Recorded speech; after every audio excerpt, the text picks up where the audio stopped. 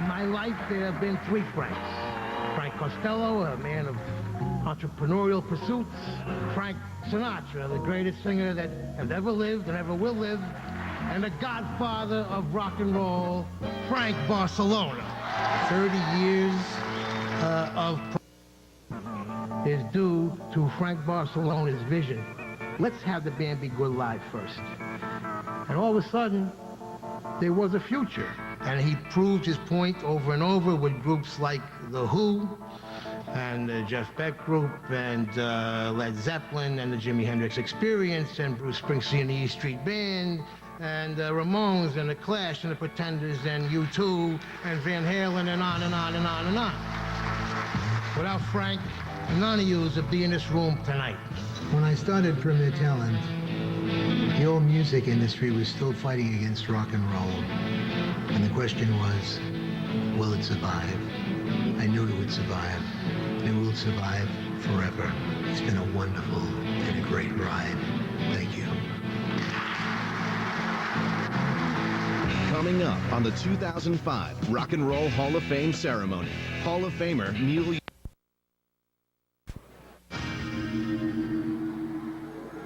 When we started out, we were 17, 18 years old when we joined U2. Fresh-faced young Irish boys who arrived kind of to take on the world. How outrageous that idea was that we could be a big band. There'd never been a band that had made it out of Dublin. It was us against the world. It was an impossible thing to do.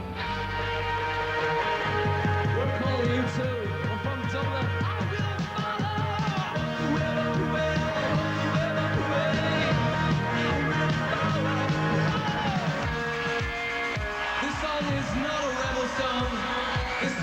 Sunday, bloody Sunday.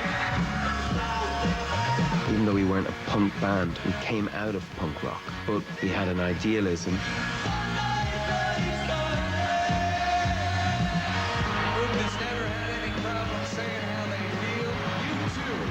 I fell in love with the idea of America. It's a protest movement, civil rights. America is an idea as well as a country.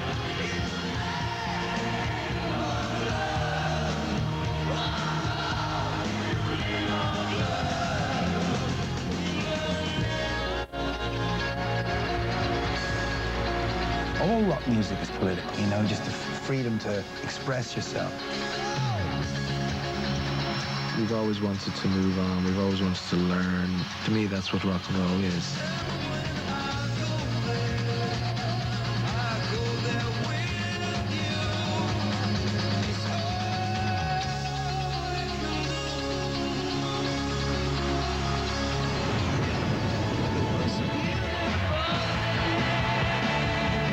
And I think sometimes when we're playing live and you hear people screaming, that they're really screaming for their own lives and what they were going through when they heard those songs. There's unfinished business for U2. We have stuff that we've got left to do. You know, we're not going away.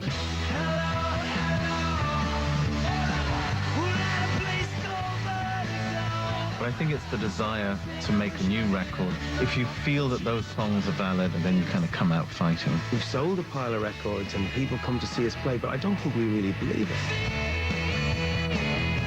Something in us still feels we've got to prove ourselves.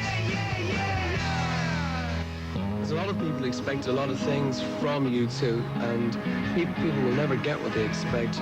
We're just U2, and we speak, you know, just as we are.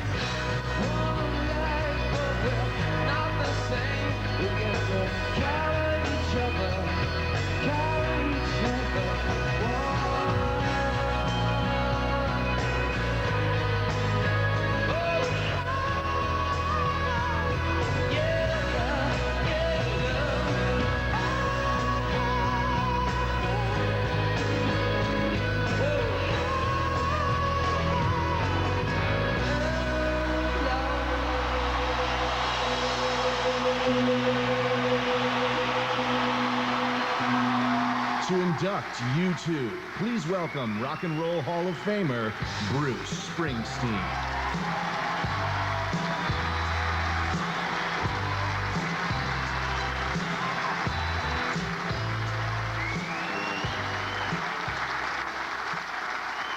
Uno, dos, tres, catorce.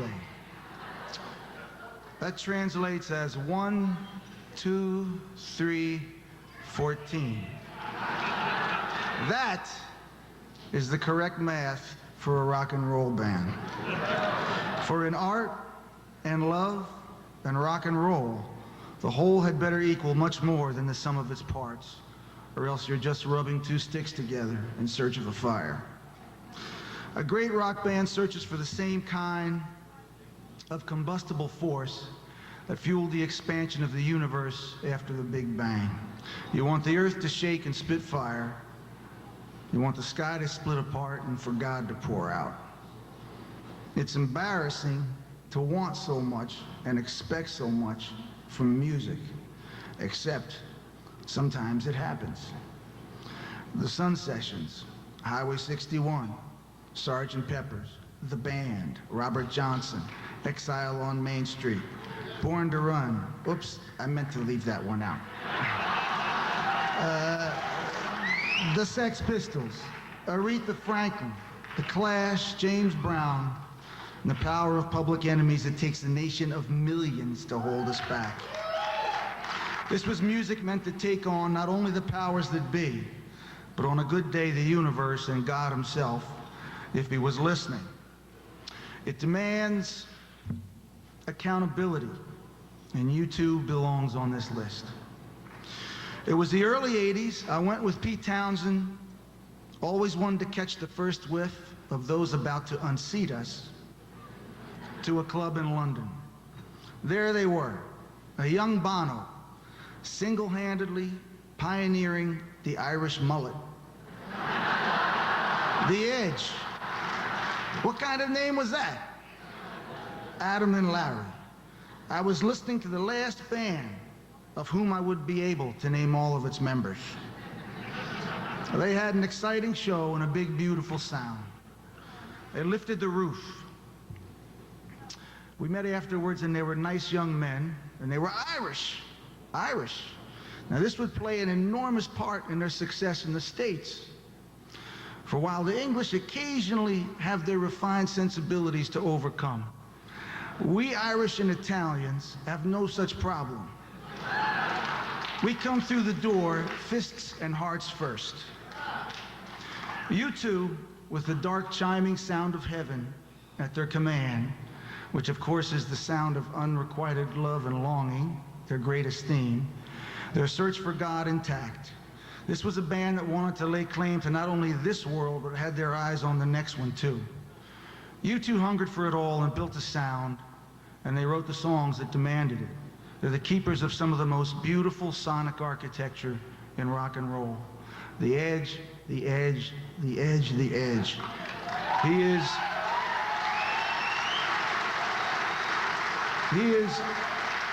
a rare and true guitar original, and one of the subtlest guitar heroes of all time. He's dedicated to ensemble playing, and he subsumes his guitar ego in the group. But do not be fooled. Think Jimi Hendrix, Chuck Berry, Neil Young, Pete Townsend, guitarists who define the sound of their band and their times. If you play like them, you sound like them. There are only a handful of guitar stylists who can create a world with their instrument, and he's one of them. The Edge's guitar playing creates enormous space and vast landscapes. It is thrilling and a heartbreaking sound that hangs over you like the unsettled sky. Now, all of this has to be held down by something. The deep sureness of Adam Clayton's bass and the rhythms of Larry Mullen's elegant drumming hold the band down while propelling it forward. It's in U2's great rhythm section that the band finds its sexuality and its dangerousness. Listen to Desire. She moves in mysterious ways, the pulse of With or Without You. Together, Larry and Adam create the element that suggests the ecstatic possibilities of that other kingdom, the one below the earth and below the belt, that no great rock band can lay claim to the title without. Now, Adam always strikes me as the professorial one, the sophisticated member. He creates not only the musical, but the physical stability on his side of the stage. The tone and depth of his bass playing has allowed the band to move from rock to dance music and beyond. Now, Larry, of course, besides being an incredible drummer, bears the burden of being the band's requisite good-looking member. Something we somehow overlooked in the East Street Band. We have to settle for charismatic. The girls love on Larry Mullen. Now, I have a female assistant that would like to sit on Larry's drum stool. A male one, too. We all have our crosses to bear. Bono, where do I begin? Jeans designer, soon to be World Bank operator, just plain operator, seller of the Brooklyn Bridge. Oh no, he played under the Brooklyn Bridge, that's right. Soon to be mastermind of the Bono Burger franchise, where more than 1 billion stories will be told by a crazy Irishman. I realize it's a dirty job and somebody has to do it. But don't quit your day job yet, my friend. You're pretty good at it. And a sound this big needs somebody to ride herd over it. Now, he's a great front man. Against the odds, he is not your mom's standard skinny ex-junkie archetype. He has the physique of a rugby player, well, an ex-rugby player. Shaman, shyster, one of the greatest and most endearingly naked messianic complexes in rock and roll. God bless you, man. It takes one to know one, of course. You see, every good Irish and Italian-Irish front man knows that before James Brown, there was Jesus. So hold the McDonald arches on the stage set, boys. We are not ironists. We are creations of the heart and of the earth and of the stations of the cross. There's no getting out of it. He is gifted with an operatic voice and a beautiful falsetto, rare among strong rock singers. But most important, his is a voice shot through with self-doubt. It is this element of Bono's talent, along with his beautiful lyric writing, that gives the often celestial music of U2 its fragility and its realness. Now, the band's beautiful songwriting, Pride in the Name of Love, Sunday Bloody Sunday, I still haven't found what I'm looking for. One, Where the Streets Have No Name, Beautiful Day, remind us of the stakes that the band always plays for. It's an incredible songbook. In their music, you hear the spirituality as home and as quest. How do you find God unless he's in your heart, in your desire, in your feet? I believe this is a big part of what's kept their band together all of these years. See, bands get formed by accident, but they don't survive by accident. It takes will, intent, a sense of shared purpose, and a tolerance for your friends' fallibilities, and they of yours. And that only evens the odds. U2's not only even the odds, but they've beaten them by continuing to do their finest work and remaining at the top of their game and the charts for 25 years. I feel a great affinity for these guys as people as well as musicians. Well, there I was, sitting on the couch in my pajamas with my eldest son. He was watching TV. I was doing one of my favorite things. I was tallying up all the money I passed up in endorsements over the years and thinking of all the fun I could have had with it. Suddenly I hear uno, dos, tres, catorce. I look up, but instead of the silhouettes of the hippie wannabes bouncing around in the iPod commercial, I see my boys. Oh my God, they've sold out. Now, what I know about the iPod is this. It is a device that plays music, Of course, the new song sounded great. My pals were doing great. Now, personally, I live an insanely expensive lifestyle that my wife barely tolerates. I burn money, and that calls for huge amounts of cash flow. But I also have a ludicrous image of myself that keeps me from truly cashing in. You can see my problem. Woe is me. So the next morning, I call up John Landau, or as I refer to him, the American Paul McGuinness. And I say, did you see that iPod thing? And he says, yes. And he says, and I hear they didn't take any money. And I say, they didn't take any money? And he says, no. I think smart, wily Irish guys. Anybody can do an ad and take the money. But to do the ad and not take the money, that's smart. That's wily. I tell John, I say, John, I want you to call up Bill Gates or whoever is behind this thing and float this. A red, white, and blue iPod signed by Bruce the Boss Springsteen. And remember, no matter how much money he offers, don't take it. At any rate, after that evening, for the next month or so, I hear emanating from my lovely 14-year-old son's room, day after day, down the hall, calling out in a voice that has recently dropped very low. Uno, dos, tres, catorce. The correct math for rock and roll. Thank you, boys.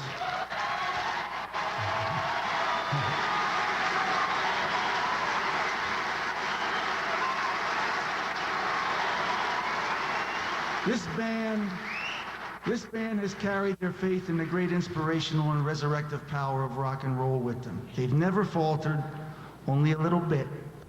They believed in themselves, but more importantly, they believed in you too. Thank you, Bono, Edge, Adam, and Larry. Please welcome you two to the Rock Hall of Fame.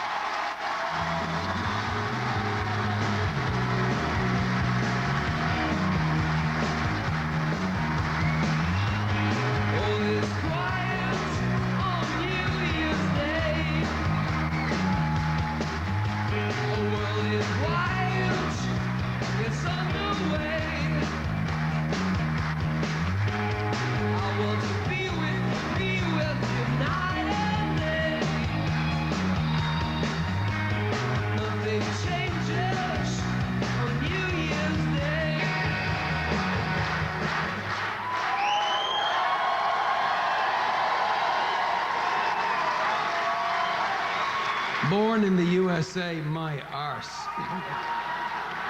That man was born on the north side of Dublin. He's Irish. His mother was Irish, the poetry, the gift of the gab. Isn't it obvious? In fact, I think he's tall for an Irishman. The Rock and Roll Hall of Fame is a bit of an Irish wedding. Beautiful girls and beautiful frocks. Fights in the bathroom, managers and clients again. Lawyers with bloody noses. It's an Irish wedding. It's a great occasion. And I even like it when it gets dirty. And I've seen it get really dirty over the years here.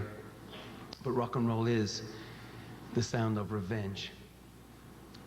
So make your enemies interesting, I would say, ladies and gentlemen. But not tonight.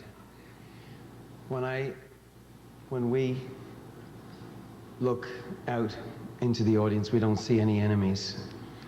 We just see friends. And this country has taken this band into its bosom all the way from the very beginning. Thank you.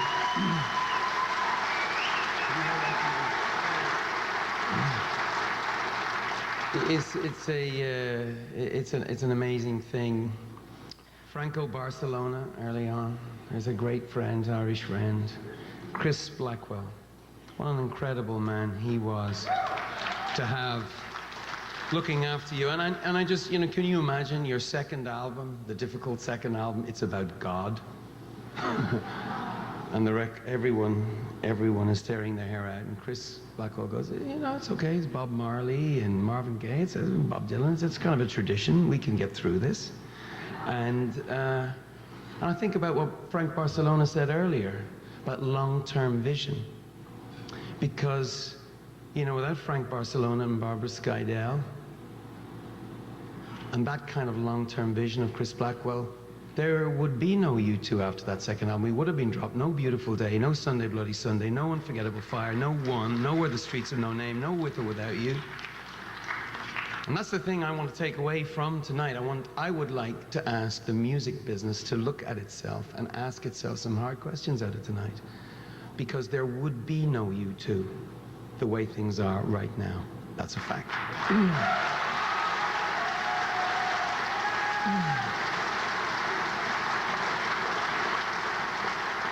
Only friends out there. We're still. Rolling Stone puts us on the cover of their magazine. Thank you very much, Sean. MTV and VH1 still play our videos. College radio still believes in our band and makes our band believe in ourselves. It's an amazing place to be inducted in the Rock and Roll Hall of Fame, feeling like this, feeling like you've just put out your first album.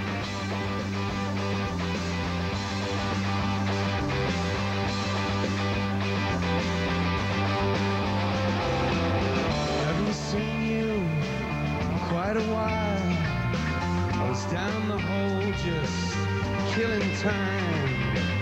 Last time we met was a low-lit room. We were as close together as a bride and a groom. Took the name, took the wine.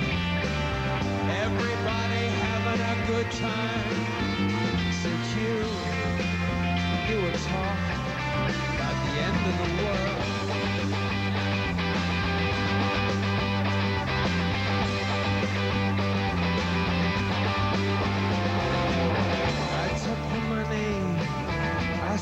So miss too much these days. If you stop to think, you turn me on with those innocent eyes. You know I love the elements of surprise. In the garden, I was playing the guitar. You kissed my lips, broke my heart. You were acting like it's the end of the world.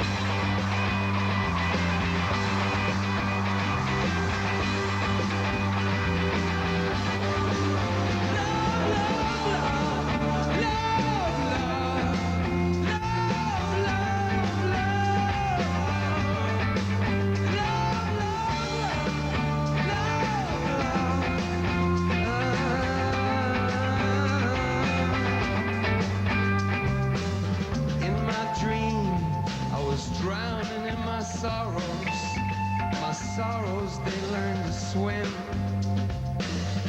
Surrounding me, going down on me, spilling over the brim. Waves of regret, waves of joy. I reached out to the one I tried to destroy. You said you'd wait till the end of the world. The end of the world.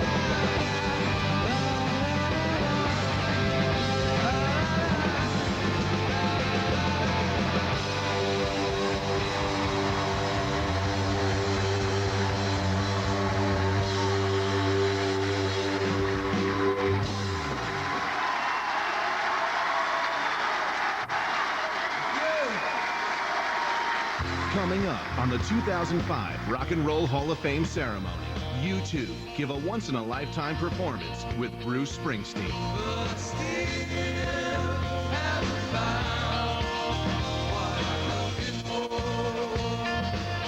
Above all else, what U2 have tried to avoid over the last 25 years is not being completely crap. Sounds like April's gonna be loud. Sounds like people are gonna open up. It's a real place in my heart, man. Touring for $2.99 a month. It's the only safe utility vehicle on the road. Available. Lots of bodyguards around here. No bigger bodyguard than Jimmy and Doug. Jimmy Iovine and Doug Morris have continued in the tradition of Chris Blackwell, which is letting us get away with pretty much everything we want. So I want to thank them very much.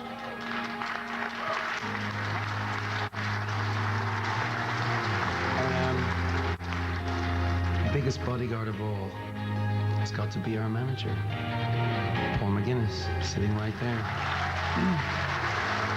The reason why no one in this band has slave scrawled on their face.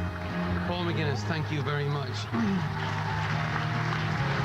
I won't go on, but just 3 Kodak moments over 25 years I'd like to share with you. One, it's 1976, Larry Mullen's kitchen. It's about the size of the drum riser he uses now. It's a big, bright red, scarlet, really, Japanese kit. And he's sitting behind it in his kitchen. And he's playing, and the ground shakes, and the sky opens up, like Bruce was saying earlier. And it still does. But now I know why. I know why, because Larry Mullen cannot tell a lie. And his brutal honesty is something that we need in this band.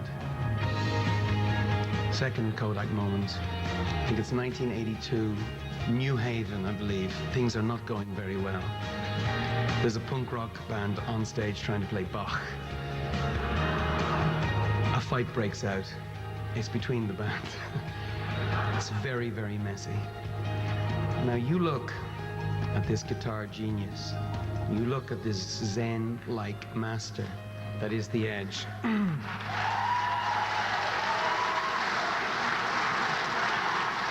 And you hear those brittle, icy notes. And you might be forgiven for not realizing that you cannot play like that unless you have a rage inside you.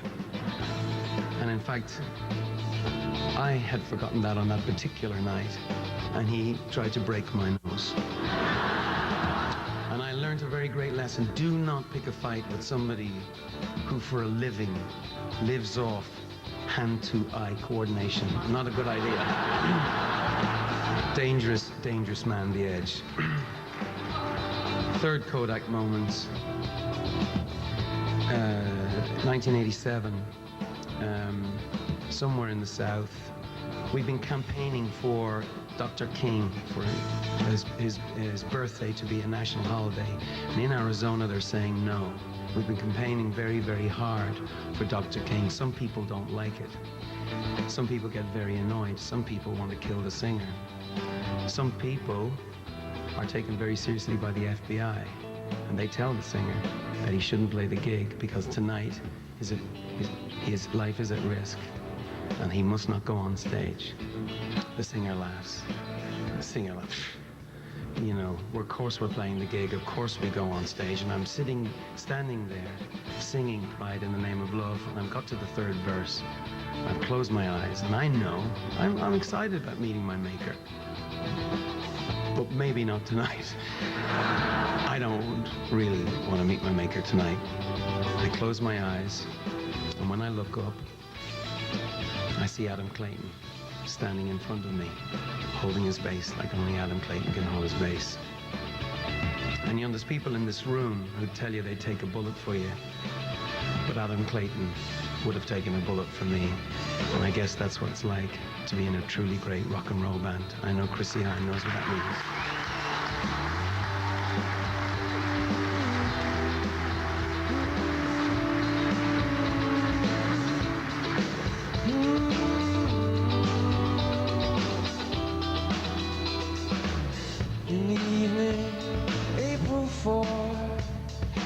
shot rings out in the Memphis sky. Free at last, they took your life, they could not take your pride. In the name of love, one more in the name of love. In the name of love, one more in the name of love. Chrissy, for you.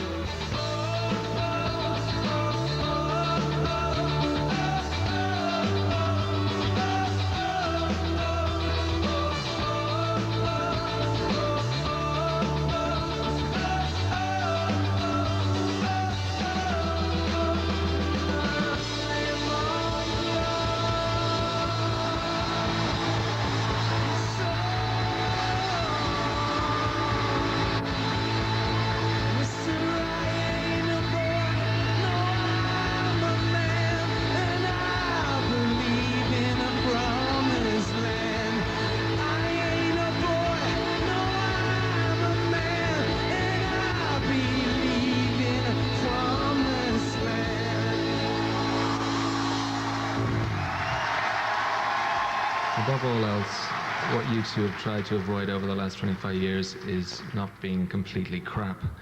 But next on the list, down from that, was to avoid being typical, predictable, and ordinary, because it's so very hard to avoid the cliches. Everyone else's, of course, but most of all your own.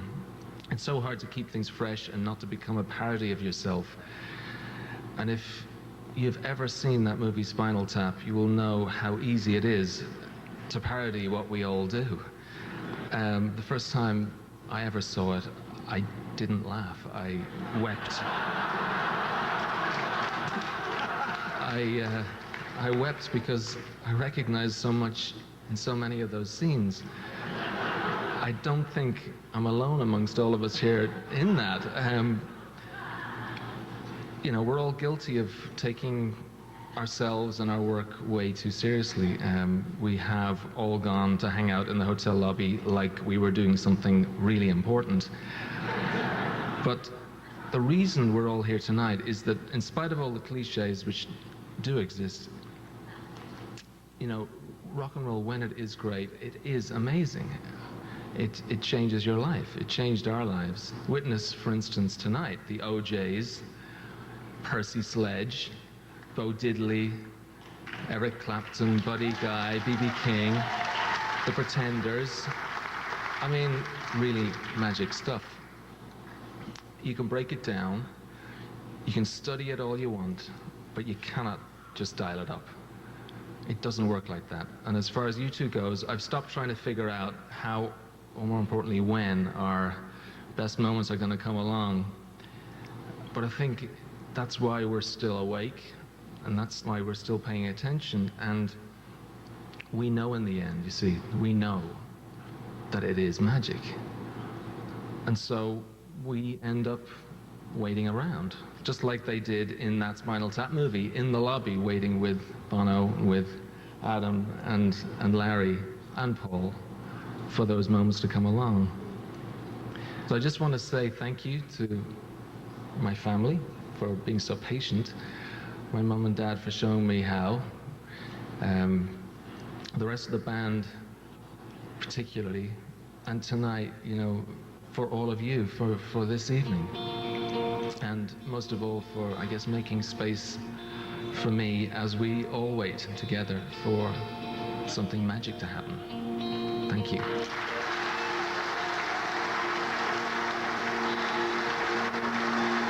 I have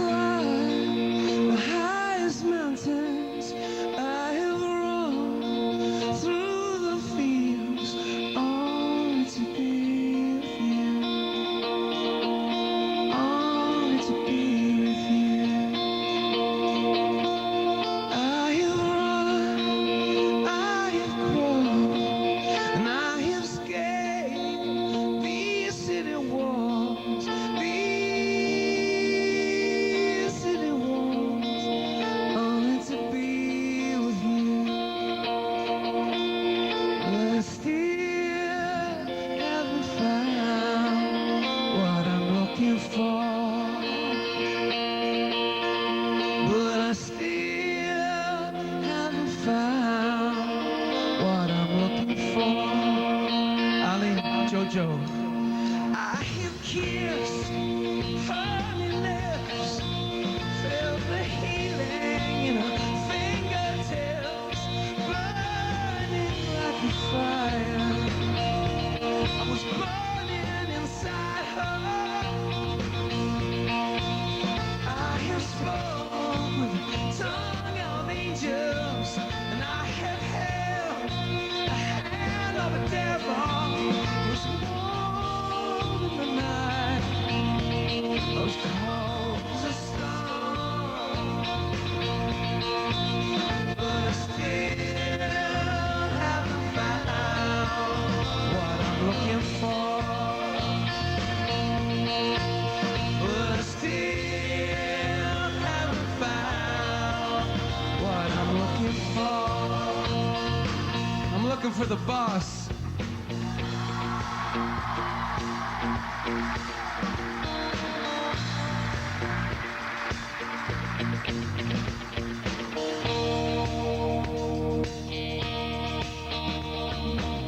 Bruce?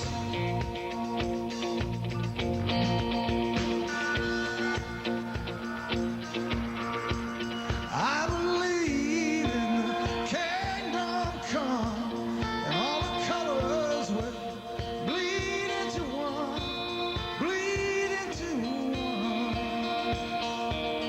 The air's still running. You broke the bonds and you lose the chains. You carry the cross of my shame.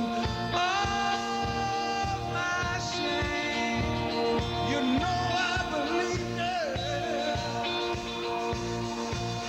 but I still haven't found what I'm looking for. But I still haven't found what I'm looking for. No, I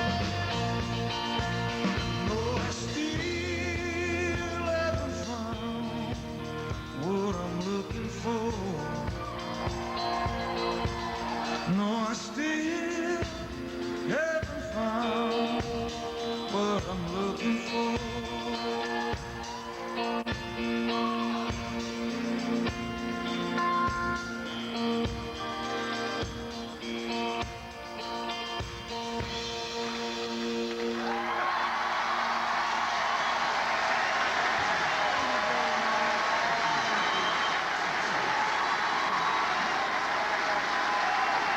Thank you very much. The 2005 Rock and Roll Hall of Fame ceremony is brought to you by Diet Pepsi. Light, crisp, refreshing. And by Taco Bell. Think outside the bun. Up next, an encore from the latest Hall of Fame inductees, U2. We have about 35 songs to play. It won't be long. Miskin DDLA 2, Armed and Fabulous. Rated PG-13. Starts March 24th.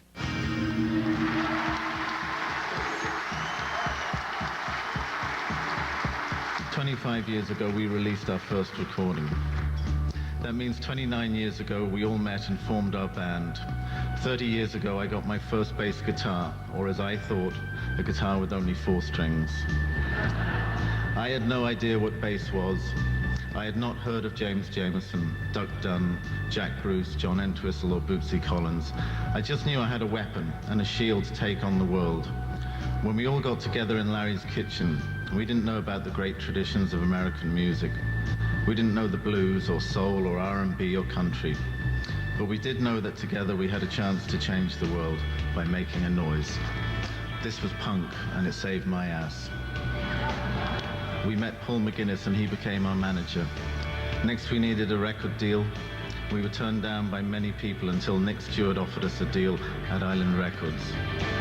As we were learning all this stuff about the music business, we were also learning about American music and the kind of artists that are honored here by the Hall of Fame.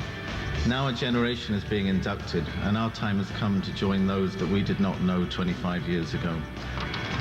It took many people to get this band here tonight, but in the end, the people who I must thank for everything I have are Ali, Anne, Morley, Susie, Larry, Edge and Bonham. Unos, dos, tres, y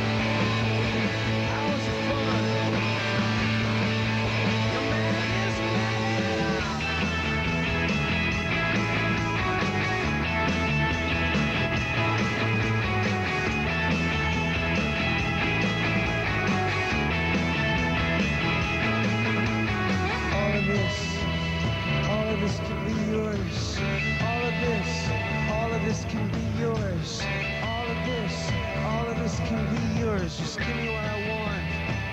No one gets hurt. We're at a place called vertigo. Lights go down and all I know is that you give me something. I can feel your love teaching me high. Your love is teaching me how.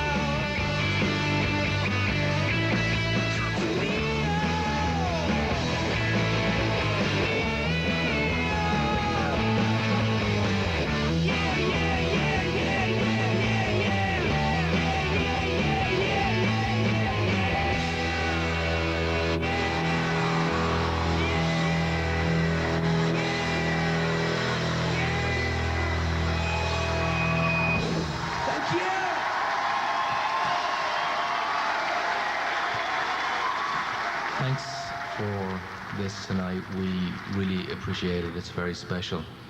I feel like we've cut the line or jumped the queue along the way, someplace along the way.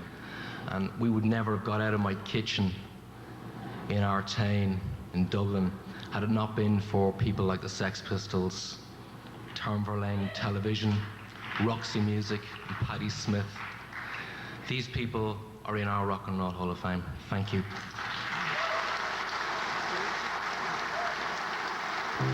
Coming up, a Rock and Roll Hall of Fame 20th anniversary performance by legends Bo Diddley and Jerry Lee Lewis. 20 years ago, I was